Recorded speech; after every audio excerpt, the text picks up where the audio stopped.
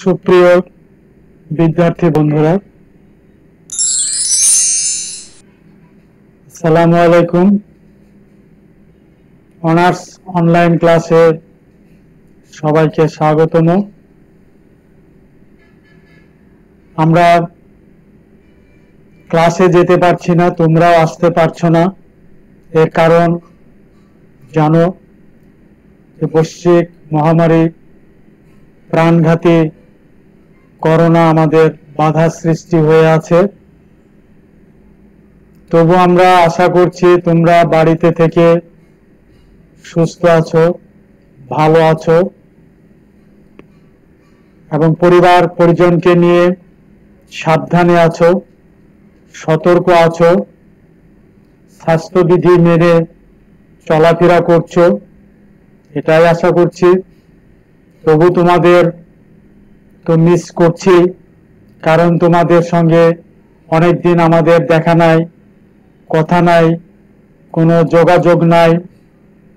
তবে online video ক্লাসের মাধ্যমে তোমরা আমাদের ভিডিওতে দেখছো, সেটাও আমরা পারছি না। তবে আশা করি এই প্রাণঘাতী কোভিড-19 থেকে আমরা অচিরেই মুক্তি পাব এবং সবাই আমরা ক্লাসে ফিরে যেতে পারবো, তোমরাও ক্লাসে ফিরে আসতে পারবে, আমরা স্বাভাবিক জীবনে ফিরে যেতে পারবো, এটাই আল্লাহর কাছে কামনা করি।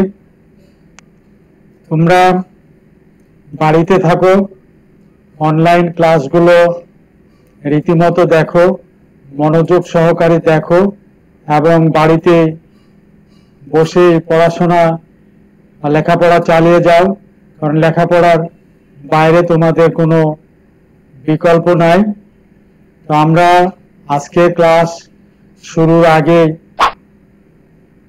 আমি প্রফেসর মোহাম্মদ মঈনুদ্দিন, বিভাগীয় প্রধান, ইসলামের ইতিহাস ও সংস্কৃতি বিভাগ, new government degree college, Rajshahi. আজকের ক্লাসের আমাদের পাঠ পরিচিতি ইসলামের ইতিহাস সংস্কৃতি, শ্রেণী অনার্স তৃতীয় বর্ষ। এই তৃতীয় বর্ষের আজকে আমাদের দ্বিতীয় ক্লাস। পত্রের শিরোনাম হচ্ছে আধুনিক ইউরোপের ইতিহাস 1789 থেকে দ্বিতীয় বিশ্বযুদ্ধ পর্যন্ত। ইংরেজিতে শিরোনামকে বলা হচ্ছে history of modern Europe since 1789। Paper code 23/1607।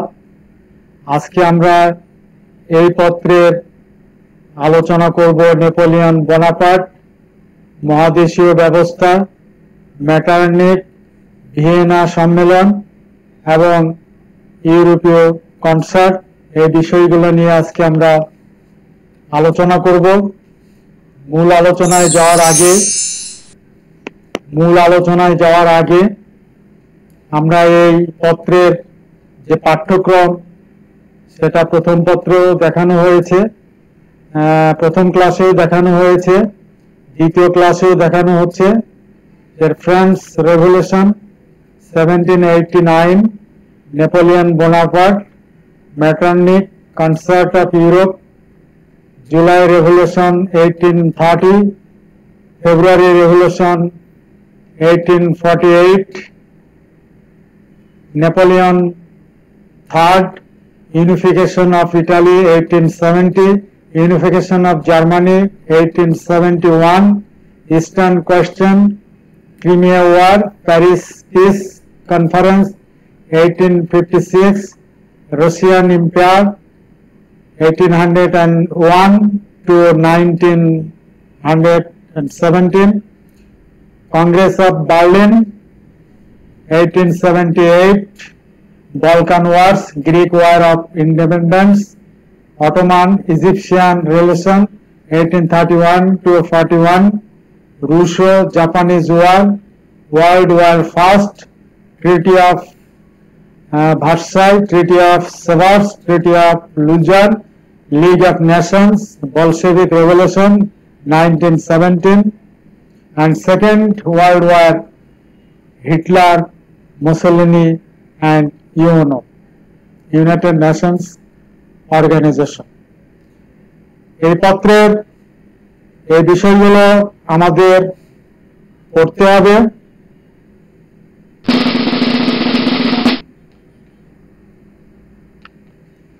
এই পত্রের আমরা কিছু বইয়ের নাম বা গ্রন্থের নাম এখানে দেখানোর চেষ্টা করেছি, প্রথম ক্লাসেও আমরা দেখিয়েছি, এগুলো তোমরা দেখে নিবা।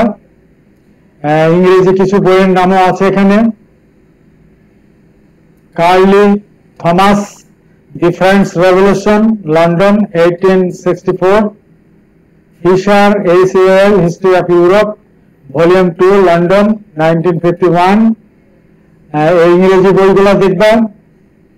এরপরে Harold J Christopher, the age of Napoleon, Oxford 1951। কিছু বাংলা বইয়ের নাম এখানে আছে। খান আলী আসগর, আধুনিক ইউরোপের ইতিহাস, বাংলা একাডেমি। ভুইয়া গোলাম কিবরিয়া, আন্তর্জাতিক সম্পর্ক, আধুনিক ইতিহাস, অভিধান, ঢাকা 2009। ইউরোপের ইতিহাস 1789 থেকে 1945। মঞ্জুরুল আলম খান, ইউরোপের ইতিহাস 1789 থেকে 1945 খ্রিস্টাব্দ পর্যন্ত। দিলীপ কুমার শাহ এবং আধুনিক ইউরোপের পরিচয় কে আলী। এছাড়া আরো অনেক বাংলা মিডিয়ামের বই পাওয়া যাবে। অনলাইন থেকেও পত্র সম্পর্কে অনেক সহযোগিতা পাওয়া যাবে, সেখান থেকে তোমরা সহযোগিতা নিতে পারো। সুপ্রিয় শিক্ষার্থীরা, আমরা প্রথমে আলোচনা করব নেপোলিয়ন বোনাপার্ট, তার বাল্য জীবন, মিশর জয়, ফ্রান্সের ক্ষমতা গ্রহণ, পতন এবং তার বিভিন্ন সংস্কার সম্পর্কে আলোচনা করব। এখানে স্লাইডে 3টি চিত্র দেখানো হচ্ছে। প্রথম চিত্রটি হচ্ছে নেপোলিয়ন বোনাপার্টের। এরপরে 2টি দ্বীপের চিত্র এখানে দেখানো হচ্ছে, একটা হচ্ছে এলবা দ্বীপ আর একটা হচ্ছে সেন্ট হেলেনা। প্রথমে নেপোলিয়নকে এলবা দ্বীপে নির্বাসিত করা হয়, সেখান থেকে তিনি পালিয়ে এসে আবার ফ্রান্সের ক্ষমতা গ্রহণ করেন এবং শেষে তাকে সেন্ট হেলেনা দ্বীপে নির্বাসিত করা হয়, সেখানেই তিনি মৃত্যুবরণ করেন। তো আমরা নেপোলিয়ন বোনাপার্ট সম্পর্কে বলতে পারি 1769 খ্রিস্টাব্দে নেপোলিয়ন ভূমধ্যসাগরীয় এক দ্বীপ কর্সিকার এক সম্ভ্রান্ত অথচ দরিদ্র পরিবারে জন্মগ্রহণ করেন।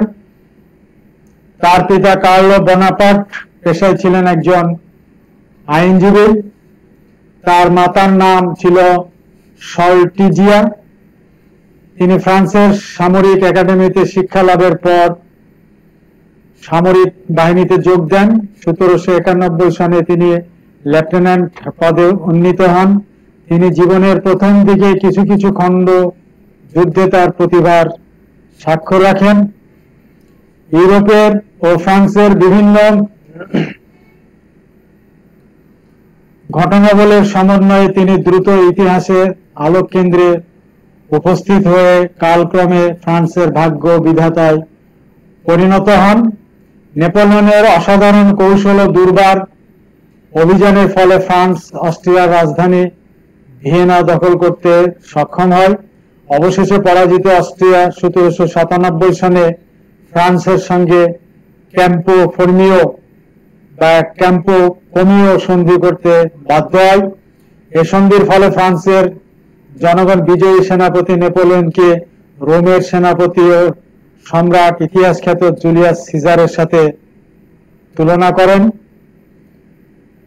তার মিশর জয় সম্পর্কে বলা যায়, তার মিশর জয় আকাশচুম্বী জনপ্রিয়তায় পরিচালকরা ঈর্ষান্বিত শঙ্কিত হন। যা হোক, ডাইরেক্টরি নেপোলিয়নকে মিশরে ফরাসি অভিযানের জন্য মনোনীত করেন, কারণ তারা মনে করে যে মিশর আক্রমণে হয় নেপোলিয়নের পতন হবে, নতুবা ইংল্যান্ডের পরাজয় হবে। তাই তাদের দুই শত্রুর যেই ঘায়েল হোক তারা লাভবান হবে, অর্থাৎ কাঁটা দিয়ে কাঁটা তোলা হয়, কাঁটা উঠবে নতুবা কাঁটা ভাঙবে। নেপোলিয়ন ভূমধ্যসাগরে ইংরেজ নৌসেনাপতি অ্যাডমিরাল নেলসনের দৃষ্টি এড়িয়ে আলেকজান্দ্রিয়া বন্দরে পৌঁছে তা দখলে আনেন। এরপরে তিনি কায়রোর দিকে অগ্রসর হয়ে 1798 সনে পিরামিডের যুদ্ধে মামলুকদের পরাজিত করে কায়রো দখল করেন। ইতিমধ্যে তুরস্কের সুলতান তৃতীয় সেলিম নেপোলিয়নের বিরুদ্ধে যুদ্ধ ঘোষণা করেন। 1799 সনে নেপোলিয়ন তুর্কি বাহিনীকে পরাজিত করলে তার মিশর অভিযান যে ব্যর্থতা উপলব্ধি করেন। পরে ইংরেজ বাহিনীকে ফাঁকি দিয়ে তিনি নিজে ফ্রান্সে চলে আসেন, কিন্তু মিশরে তার বাহিনী ইংল্যান্ডের কাছে আত্মসমর্পণ করেন। 1799 সনের 9 ও 10 নভেম্বর নেপোলিয়ন এক সামরিক অভ্যুত্থানের মাধ্যমে ফ্রান্সের ডিরেক্টরিকে উৎখাত করে ফ্রান্সের ক্ষমতা দখল করেন। 1802 সনের 4 ডিসেম্বর নেপোলিয়ন নিজেকে ফ্রান্সের সম্রাট বলে ঘোষণা করেন। 1805 সনে ট্রাগালফারের যুদ্ধে ইংরেজ সেনাপতি অ্যাডমিরাল নেলসন ফ্রান্সের নৌবাহিনীকে শোচনীয়ভাবে পরাজিত করেন। নেপোলিয়ন জার্মানি হতে পবিত্র রোমান সাম্রাজ্য উচ্ছেদ করে রাইন কনফেডারেশনের প্রতিষ্ঠা করেন। ইউরোপের অনেক রাজা তার বশ্যতা স্বীকার করার পর তিনি তিনি রুশ বাহিনীকে পরাজিত করে মস্কোতে প্রবেশ করেন। 35 দিন অবস্থান করার পর তিনি প্রচন্ড শীতে টিকতে না পেরে ফিরে আসতে বাধ্য হন। এতে তিনি প্রচুর ক্ষয়ক্ষতির সম্মুখীন হন। রাশিয়ার অভিযানের শোচনীয় ব্যর্থতার ফলে ইউরোপে নেপোলিয়নের অধিকৃত জাতিসমূহ তার বিরুদ্ধে বিদ্রোহী হয়ে ওঠে। 1813 সনের অক্টোবর মাসে লিপজিগের যুদ্ধে নেপোলিয়ন ইউরোপের রাজ্যসমূহের সম্মিলিত আক্রমণে পরাজিত হন। এ সময় ফ্রান্সের জনগণ নেপোলিয়নের বিরুদ্ধে ক্ষেপে ওঠে। 1814 সনে তাকে ফ্রান্সের সম্রাটের পদ থেকে অপসারিত এবং 6 এপ্রিল সিংহাসনচ্যুত করা হয়। অবশেষে পরাজিত নেপোলিয়নকে এলবা দ্বীপে নির্বাসিত করা হয়, যে দ্বীপের চিত্র আমরা এখানে দেখছি। নেপোলিয়ন 1815 সনের 20 ফেব্রুয়ারি এলবা দ্বীপ হতে পালিয়ে 1 মার্চ ফ্রান্সে চলে আসেন। সম্মানের সাথে নেপোলিয়ন প্রাক্তন সৈনিকদের সমর্থনে প্যারিসে প্রবেশ করেন। ফলে অষ্টাদশ লুই রাজধানী ছেড়ে পলায়ন করেন। ইউরোপের রাষ্ট্রবর্গ নেপোলিয়নের বিরুদ্ধে কোয়ালিশন গঠন করে। নেপোলিয়ন সাহসের সাথে পুনরায় আবারও ফ্রান্সের ভাগ্য পরীক্ষার জন্য ওয়াটারলু যুদ্ধে অবতীর্ণ হন, কিন্তু ইউরোপের সম্মিলিত বাহিনীর কাছে তার বাহিনী পরাক্রমের সাথে যুদ্ধ করে পরাজয় বরণ করেন। এরপর নেপোলিয়ন আমেরিকায় পলায়নের চেষ্টা করে ব্যর্থ হন। ইংরেজরা তাকে বন্দী করে আটলান্টিক মহাসাগরের সেন্ট হেলেনা দ্বীপে নির্বাসন দেয়। সেখানে তিনি 1821 সনে মৃত্যুবরণ করেন। এখানে সেন্ট হেলেনা দ্বীপের চিত্র আমরা দেখছি। প্রিয় শিক্ষার্থী বন্ধুরা,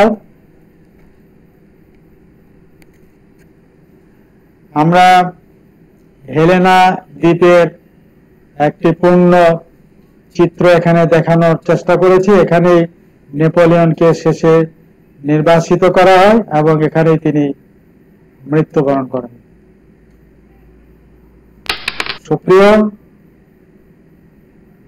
শিক্ষার্থীরা, আমরা নেপোলিয়নের সংস্কার সম্পর্কে এখন আলোচনা করব। শিক্ষা সংক্রান্ত বাণিজ্যিক সংস্কার, শিল্প সংক্রান্ত বাণিজ্যিক সংস্কার, শিক্ষা সংস্কার, ধর্মীয় সংস্কার, জনহিতকর কার্যাবলী, আইন সংস্কার, মহাদেশীয় ব্যবস্থা, ফলাফল এবং মহাদেশীয় ব্যবস্থার অবসান সম্পর্কে আমরা জানার চেষ্টা করব। নেপোলিয়ন শুধু একজন বিখ্যাত সেনাপতি এবং বিজেতাই ছিলেন না, একজন দক্ষ প্রতিভাবান শাসকও ছিলেন। তার সংস্কারের মূল আদর্শ উদ্দেশ্য ছিল এমন একটা সুশৃঙ্খল সমাজ গঠন করা, যে সমাজে প্রতিটি ব্যক্তি বিনা বাধায় নিজ নিজ ইচ্ছা মতো যে কোনো পেশা অবলম্বন করে সম্পূর্ণ নিরাপত্তার সাথে দৈনন্দিন জীবনযাত্রা নির্বাহ করতে পারবে। প্রশাসনিক সুবিধার জন্য সমগ্র ফ্রান্সকে তিনি 83টি প্রদেশে বিভক্ত করেন। তিনি ফ্রান্সে এককেন্দ্রিক শাসন ব্যবস্থা কায়েম করেন। তার অর্থনৈতিক সংস্কার সম্পর্কে বলা যায়, তিনি 1800 সনে ব্যাংক অফ ফ্রান্স নামে ফরাসি কেন্দ্রীয় ব্যাংক স্থাপন করেন। 1803 সনে নোট ছাপানোর একচেটিয়া অধিকার লাভ করে এবং এই ব্যাংক থেকে ব্যবসায় শিল্পপতিদের ঋণ প্রদানের ব্যবস্থা করা হয়। শিল্প সংক্রান্ত বাণিজ্যিক সংস্কার সম্পর্কে বলা যায়, 1802 সনে চেম্বার অফ কমার্স বা বণিক সংঘকে পুনর্গঠিত করা হয় এবং শিল্পোৎপন্ন দ্রব্য, শিল্পকলা ও কারুশিল্প সংক্রান্ত উপদেষ্টা পরিষদ গঠন করা হয়। শিক্ষা সংস্কার সম্পর্কে বলা যায়, নেপোলিয়ন একটি জাতীয় শিক্ষা ব্যবস্থা প্রচলন পরিকল্পনা গ্রহণ করেন। সমগ্র দেশে বহু প্রাথমিক ও মাধ্যমিক বিদ্যালয় স্থাপিত হয়। বহু কারিগরি আধা সামরিক বিদ্যালয় প্রতিষ্ঠিত হয়। উচ্চ শিক্ষার জন্য তিনি 1808 সনে প্যারিসে একটি বিশ্ববিদ্যালয় স্থাপন করেন। তার ধর্মীয় সংস্কার সম্পর্কে বলা যায়, এখানে আমরা সুপ্রিয় বিদ্যার্থীরা, এখানে আমরা দুটি চিত্র দেখছি, একটি ব্যাংক অফ ফ্রান্স আর একটি হচ্ছে পোপের চিত্র। ধর্মীয় সংস্কার সম্পর্কে বলা যায় যে পোপের সাথে সকল বিরোধ মিটিয়ে ফেলে নেপোলিয়ন বিচক্ষণতার পরিচয় দেন। ধর্মীয় ব্যাপারে তার কোনো গোড়ামি ছিল না, তথাপি রাজনৈতিক প্রয়োজনে তিনি ধর্মকে হাতিয়ার হিসেবে ব্যবহার করেন। তিনি জানতেন যে ফরাসি জনগণ মনে প্রাণে ক্যাথলিক ছিল। তিনি এটা উপলব্ধি করেন যে তাকে সমর্থন দানের জন্য একটা সুপ্রতিষ্ঠিত গির্জা অত্যাবশ্যক। তিনি বলেন, ধর্মহীন রাষ্ট্র একটি দিক নির্ণয় যন্ত্র ব্যতীত জাহাজের নাই। এই জন্য তিনি পোপের সাথে সদ্ভাব স্থাপনের উদ্যোগ নেন। তার জনহিতকর কার্যাবলী সম্পর্কে বলা যায় যে তিনি নতুন নতুন সড়ক নির্মাণ ও পুরাতনগুলোর সংস্কার, খাল খনন ও সেতু নির্মাণ করে তিনি দেশের যোগাযোগ ব্যবস্থার ব্যাপক উন্নয়ন সাধন করেন। বাণিজ্যিক ও সামুদ্রিক বন্দরগুলো বর্ধিত করে সুরক্ষিত করা হয়। দেশে বহু গ্রন্থাগার ও জাদুঘর প্রতিষ্ঠিত হয়। সুরম্য অট্টালিকা নির্মাণ করে প্যারিস ও অন্যান্য নগরীকে সুশোভিত করা হয়। বেকার সমস্যা সমাধানের জন্য বহু জাতীয় পরিকল্পনা তিনি গ্রহণ করেন। তার বহু জনহিতকর কার্য আজও ফ্রান্সের গর্বের বিষয় হয়ে আছে। আইন সংস্কার সম্পর্কে বলা যায়, অভ্যন্তরীণ সংস্কারে নেপোলিয়নের সর্বশ্রেষ্ঠ কীর্তি হল তার আইন বিধি। নিজ তত্ত্বাবধানে তিনি বিখ্যাত নেপোলিয়ন আইন বিধি বা নেপোলিয়ন কোড প্রণয়ন করেন। এতে ধর্ম নিরপেক্ষ রাষ্ট্র, ধর্মীয় স্বাধীনতা, আইনের চোখে মানুষের সমতা, কৃষকদের মালিকানা সত্ত্ব প্রভৃতি বিপ্লবের আদর্শ স্বীকৃতি লাভ করে। ভ্রাম্যমাণ বিচারক ও ভ্রাম্যমাণ আদালতের সৃষ্টি করা হয়। জুরি প্রথা এই সময় বহাল রাখা হয়।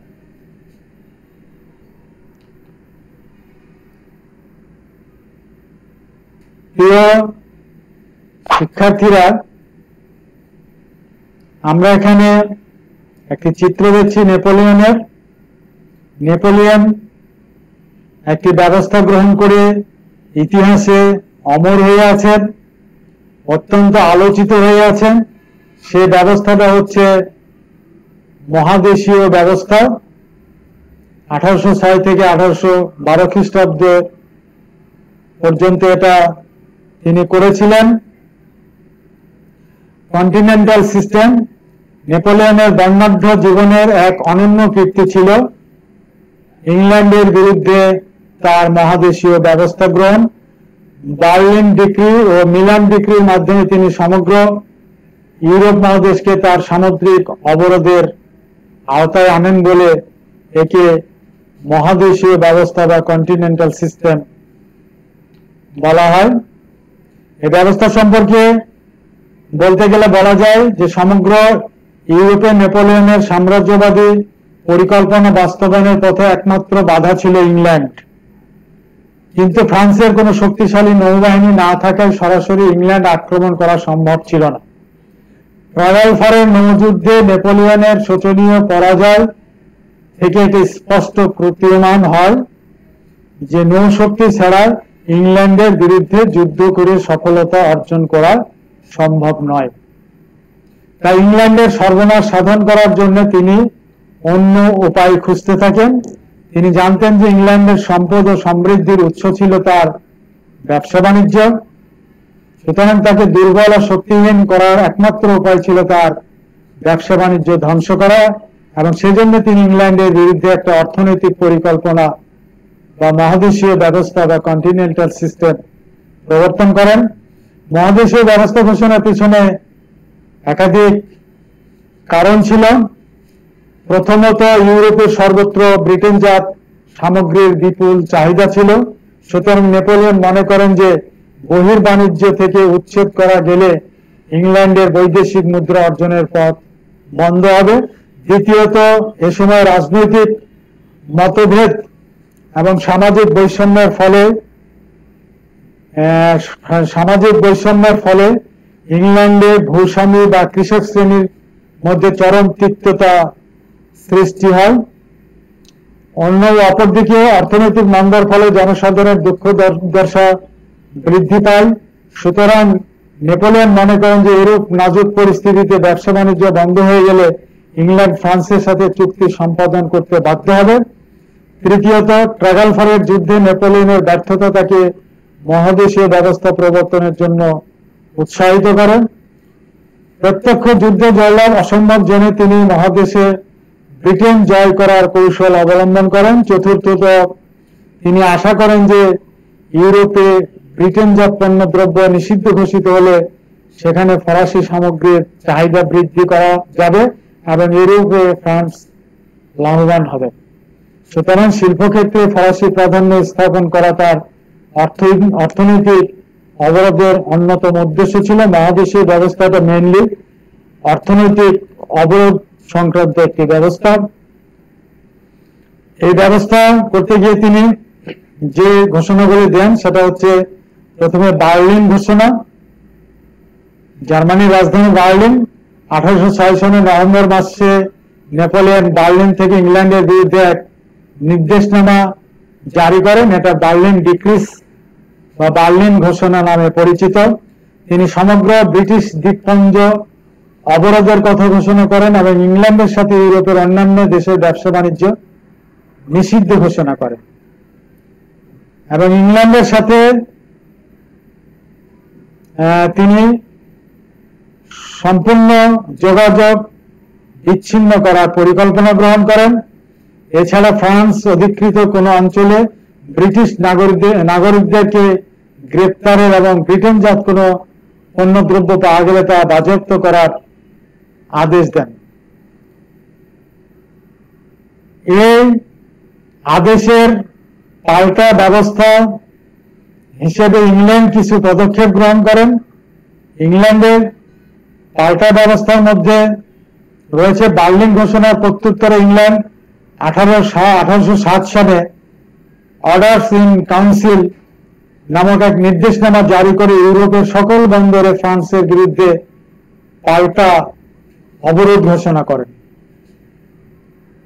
ইউরোপের কোন দেশ ফ্রান্স বা ফ্রান্স অধিকৃত কোন বন্দরে পণ্যদ্রব্য প্রেরণ করলে তা বাজেয়াপ্ত করার নির্দেশ দেওয়া হয়। ইংল্যান্ড নিরপেক্ষ দেশগুলোকে তার সাথে সুবিধাজনক শর্তে ব্যবসা বাণিজ্য করার আহ্বান জানান। Milan decree. ইংল্যান্ডের অর্ডার্স ইন কাউন্সিলের প্রত্যুত্তরে 1807 সালের ডিসেম্বর মাসে নেপোলিয়ন মিলান থেকে মিলান নির্দেশনামা নামক অপর এক ঘোষণা প্রদান করেন যে কোন নিরপেক্ষ দেশ ফ্রান্স কর্তৃক অবরুদ্ধ বন্দরে বাণিজ্য জাহাজ প্রেরণ করলে তা ধৃত ও বাজেয়াপ্ত করা হবে। এতেও সন্তুষ্ট না হয়ে নেপোলিয়ন 1810 সনের অক্টোবর মাসে ফন্টেনব্লু নির্দেশ জারি করে ঘোষণা দেন যে ফ্রান্স অধিকৃত অঞ্চলে ইংল্যান্ডের কোনো পণ্য দ্রব্য প্রবেশ করলে তা পুড়িয়ে ফেলা হবে এবং তার নির্দেশ লঙ্ঘনকারী ব্রিটিশ বণিকদের বিচার করার জন্য বিশেষ আদালত স্থাপন করা হবে।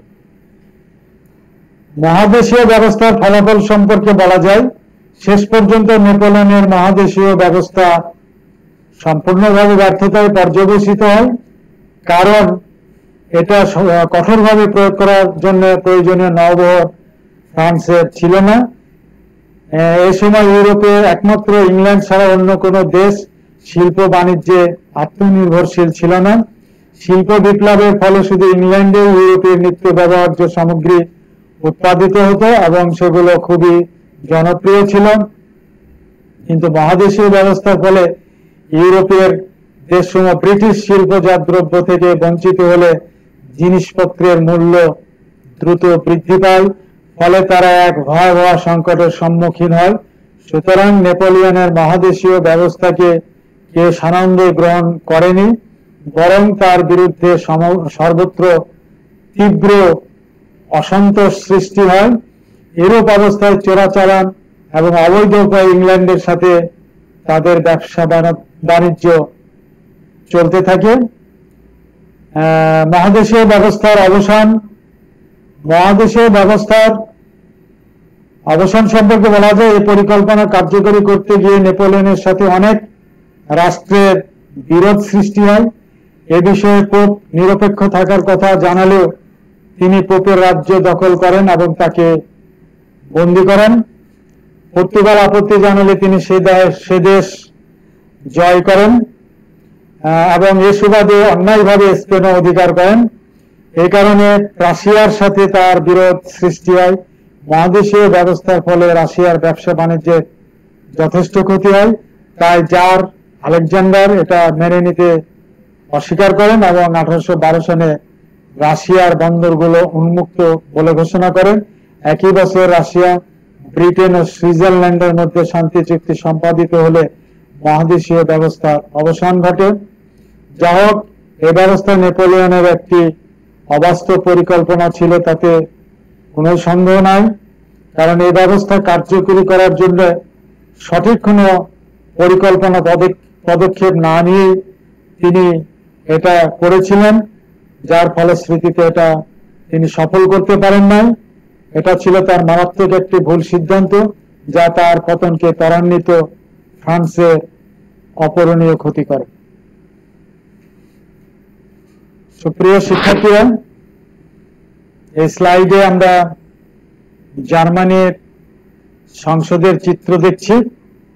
এটি জার্মানির সংসদের চিত্র।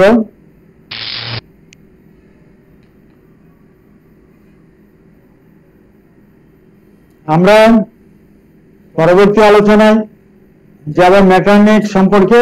এখানে যে চিত্রটি দেখানো হচ্ছে এটা মেটারনিখ ছিলেন 19বিংশ শতাব্দীর এক অসাধারণ মেধা ব্যক্তিত্ব সম্পন্ন কূটনীতিবিদ। 1809 সনে তিনি অস্ট্রিয়ার প্রধানমন্ত্রী নিযুক্ত হয়ে প্রায় 40 বছর পর্যন্ত সমগ্র ইউরোপের রাজনীতিতে এক অপ্রতিহত প্রভাব বিস্তার করেন।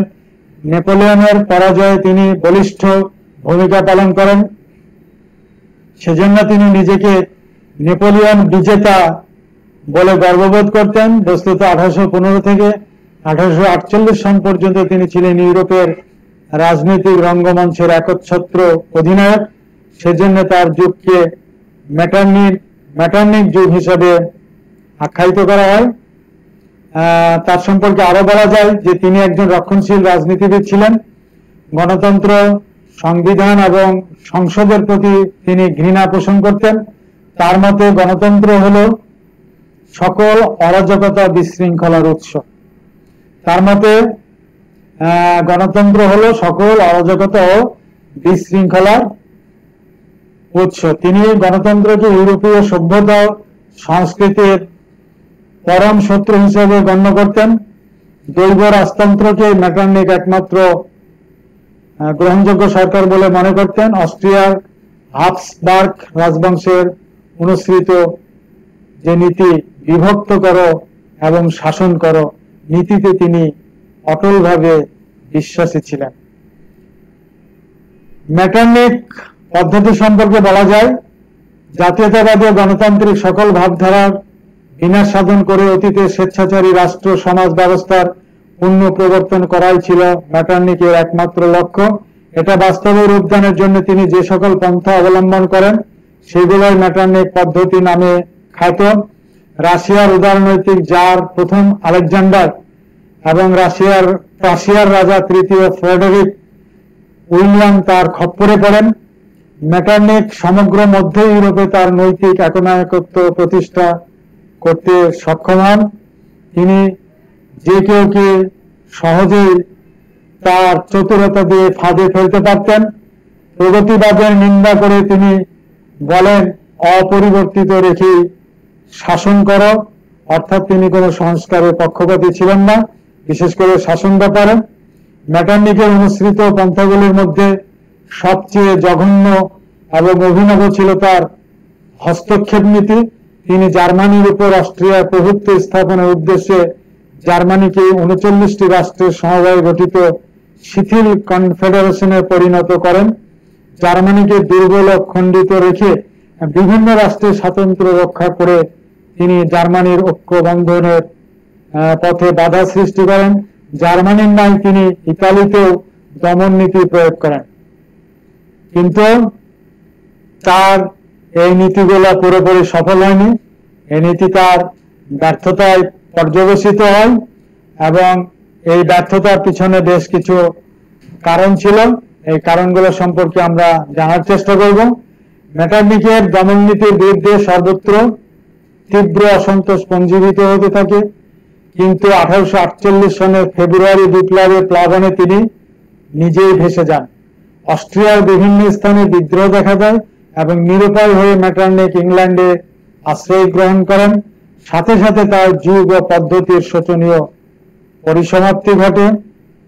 তার ব্যর্থতার মূল কারণ ছিল তার চারিত্রিক দুর্বলতা, রাজনৈতিক অদূরদর্শিতা, সমস্যা সমাধানে অক্ষমতা ইত্যাদি ইত্যাদি। সুপ্রিয় শিক্ষার্থীরা,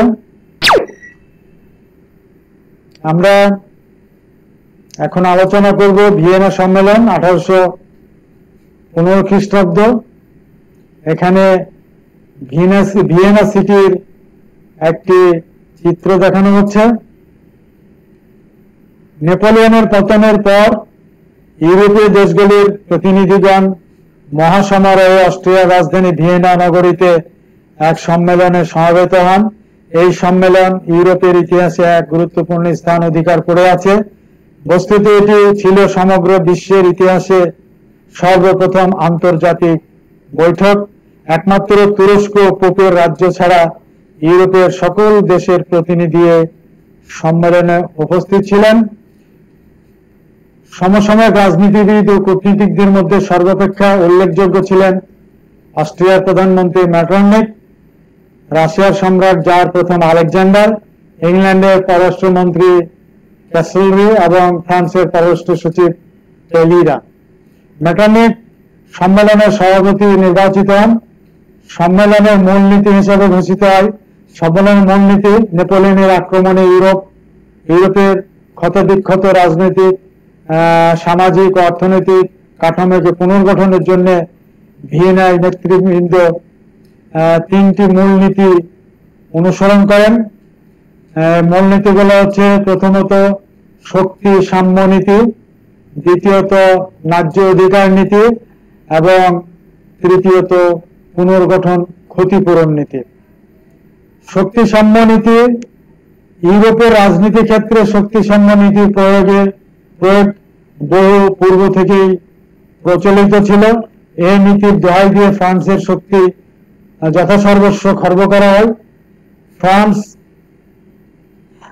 যেন ভবিষ্যতে আবার ইউরোপের শক্তি সাম্য বিনষ্ট করতে না পারে, সেজন্য ভিয়েনা সম্মেলনে উপযুক্ত ব্যবস্থা গৃহীত হয় তাকে প্রাক বিপ্লব যুগের সীমানায় ফিরে যেতে হয়। ফ্রান্সের সেনাবাহিনী ভেঙে দেওয়া হয়। 5 বছরের জন্য সেখানে মিত্র বাহিনীর সৈন্য মোতায়েন করা হয়।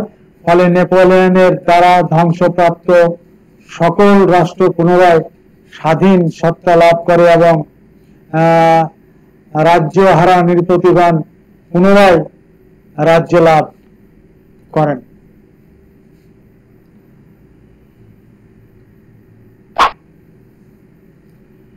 ভিয়েনা সম্মেলনের পুনর্গঠন ক্ষতিপূরণ নীতি, এটা বিজয়ী রাজ্যগুলোকে তাদের সাহসী কার্যের জন্য পুরস্কার প্রদানের ব্যবস্থা করা হয়। ক্ষতিপূরণ নীতি প্রয়োগ করে তারা ইউরোপে এবং ইউরোপের বাইরেও কিছু ভূখণ্ড নিজেদের মধ্যে ভাগ বাটোয়ারা করে নেয়। নেপোলিয়নের সাথে যুদ্ধে ইংল্যান্ড সবচেয়ে বেশি ক্ষতিগ্রস্ত হয়, তাই ক্ষতিপূরণ ইংল্যান্ড সর্বাধিক গ্রহণ করে। ভিয়েনায় গৃহীত রাষ্ট্র ব্যবস্থা প্রায় 40 বছর ইউরোপে শান্তি বজায় রাখতে সাহায্য করে। সুপ্রিয় শিক্ষার্থীরা, আমরা এখন আলোচনা করব ইউরোপীয় সংঘ নিয়ে। এখানে একটি চিত্র দেখা যাচ্ছে, আলেকজান্ডারের চিত্র। এই ইউরোপীয় সংঘ সম্পর্কে বলা যায় যে চতুষ্শক্তি। অস্ট্রিয়া পররাষ্ট্রমন্ত্রী মেটারনিকের উদ্যোগে 1815 সনে রাশিয়া, অস্ট্রিয়া, প্রাশিয়া, ইংল্যান্ডের মধ্যে এক চুক্তিপত্র স্বাক্ষরিত হয়। এটাকে ভিত্তি করে যে চতুষ্শক্তি সমবায় গঠিত হয় সেটাকে ইউরোপীয় সংঘ বলা হয়। এর উদ্দেশ্য ছিল প্রথমত ভিয়েনায় স্বীকৃত ইউরোপের রাজনৈতিক অবস্থা অক্ষুণ্ণ রাখা, দ্বিতীয়ত ইউরোপের শান্তি ও নিরাপত্তা রক্ষা করা, তৃতীয়ত ভবিষ্যতে ফরাসি আক্রমণ ও প্রতিরোধ কল্পে প্রয়োজনীয় ব্যবস্থা গ্রহণ করা, চতুর্থত নিজেদের মধ্যে ভ্রাতৃত্ববোধ বজায় রাখা। এরপরে আইলা চ্যাপেলের সম্মেলন 1818, এটি ছিল চতুষ্শক্তি চুক্তির শর্ত অনুযায়ী বৃহৎ 4টি শক্তি রাশিয়া, প্রাশিয়া, অস্ট্রিয়া, ইংল্যান্ড সহ অন্যান্য রাষ্ট্রের প্রথম সম্মেলন। উপস্থিত নৃপতিগণ ও প্রতিনিধিবর্গ ইউরোপের ভাগ্য নিয়ন্তার ভূমিকা পালন করে।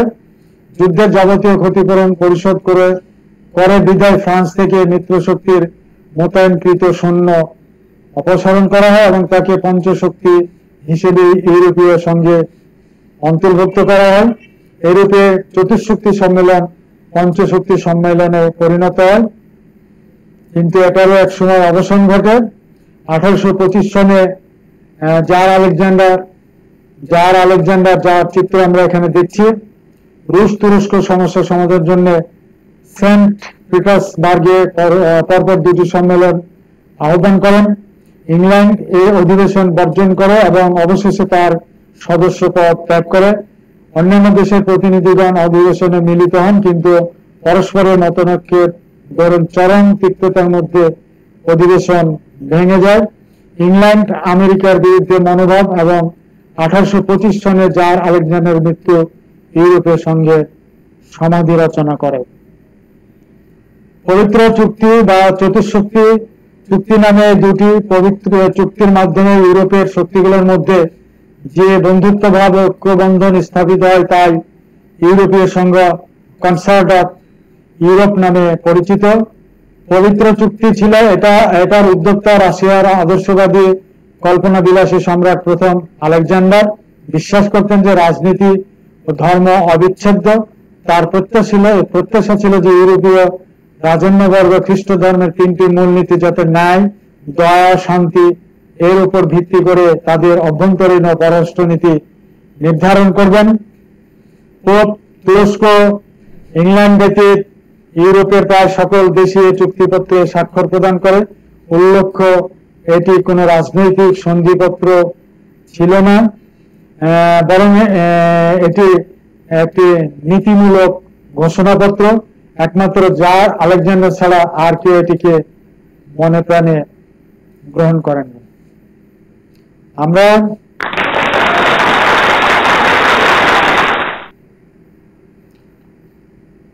পরবর্তী ক্লাসে পরবর্তী স্লাইডে একটি চিত্র দেখছি, একটি মানচিত্র।